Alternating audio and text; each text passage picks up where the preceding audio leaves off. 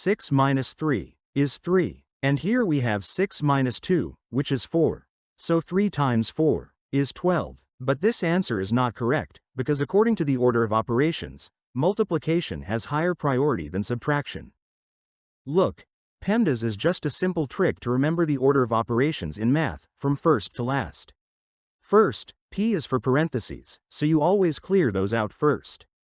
Next is E for exponents, like powers and roots. Then you have M and D for multiplication and division. These two are on the same level, so you just solve whichever one comes first from left to right.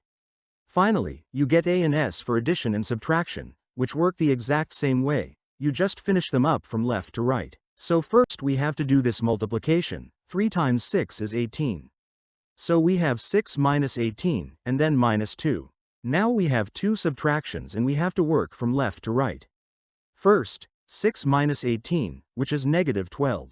Then negative 12 minus 2, which is negative 14. And this is the final answer to this problem. If you found this helpful, don't forget to hit the like button and subscribe to the channel for more videos like this.